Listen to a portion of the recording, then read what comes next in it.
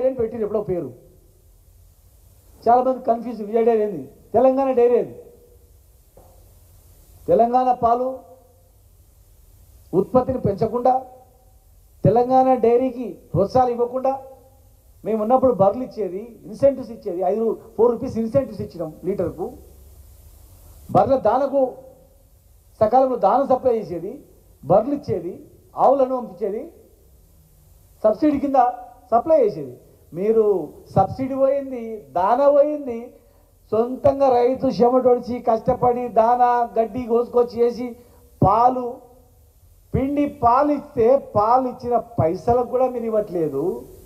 వీళ్ళ కష్టార్జితంతో పాల పౌడర్ తయారు చేసిండ్రు. మన ఆవు నెయ్యి ఉంది, బర్రెల నెయ్యి ఉంది. గోడౌన్లో పోయి చూడండి విలేకరులారా, 500 కోట్ల విలువైన నెయ్యి, పౌడరు, బట్టలు ఉంది అక్కడ.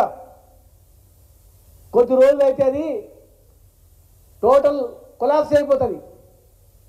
అడిగే నాతుడు లేడు, మార్కెటింగ్ చేసేటోడు లేడు, దిక్కు దివన లేదు. నేను అన్నది వాస్తవం కాదంటే పోయి చూడండి. మీరన్నా ఎవరైనా అధికారిని పంపించండి. అధికారిని పంపించి నేను చెప్పిన మాట వాస్తవం కాదా అని గోడౌన్ తెరిచి, గోడౌన్లో ఉన్న ఘీ ఎందుకు మార్కెటింగ్ చేస్తారు? యాదాద్రికి ఇవ్వండి, మా యాదాద్రి దేవాలయానికి ఇవ్వండి, లడ్డు తయారు చేస్తారు. లేదు పోనీ తిరుపతి దేవాలయానికి ఇవ్వండి, ఉట్టి ఉద్దరి ఇవ్వండి, ఉట్టి మురగబెట్టి మొత్తం టోటల్గా అది కొలాప్స్ చేయకన్నా యాదాద్రికో, తిరుపతి దేవస్థానంకో, వేములవాడ దేవస్థానంకో ఉద్ధరించినా కాపాడండి. విజయ భట్టర్ అంటే దేశవ్యాప్తంగా ఫేమస్. బొంబాయిలో విజయ భట్టర్ పోతే మార్కెట్లో అమ్మడబోతుంది, చాలా ఫేమస్. చాలా రాష్ట్రాల్లో విజయ డైరీ వచ్చినటువంటి ఉత్పత్తులు అంటే అతి నమ్మకం, చాలా గొప్ప నమ్మకం అది. మీరు అవన్నీ కూడా ఎక్స్పైర్ అయిన తర్వాత, ఆ ఎక్స్పైర్ అయిన తర్వాత తీసుకుపోయి ఏమిట్లో వస్తారు? నెయ్యిని ఎక్కడ వస్తారు? బటర్ ఎక్కడ వస్తారు? పౌడర్ ఎక్కడ వస్తారు? ఇది ఎక్కడి న్యాయం?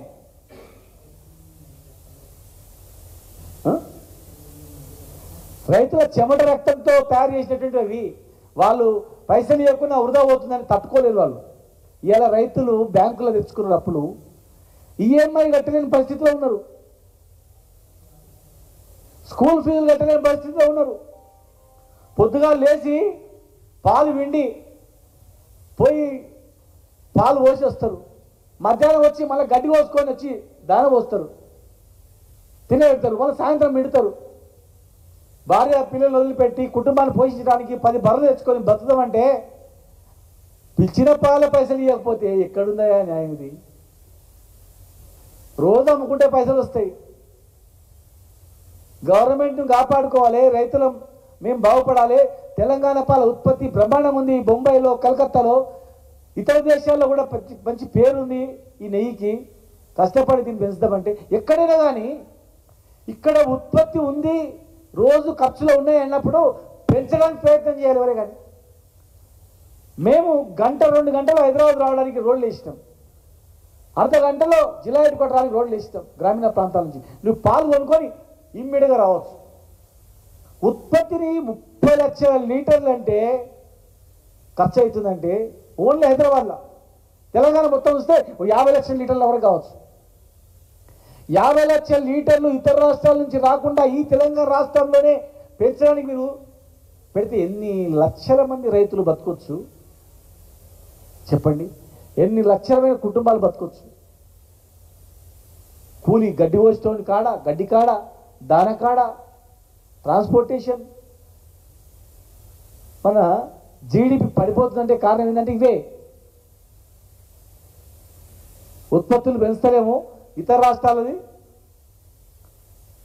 ఇతర రాష్ట్రాల నుంచి తెచ్చుకొని మనం అమ్మాలని ప్రయత్నం చేస్తున్నాం ఈజీగా. ఇంకొక విచిత్రం ఏంటంటే 30 లక్షల్లో మనం మీరు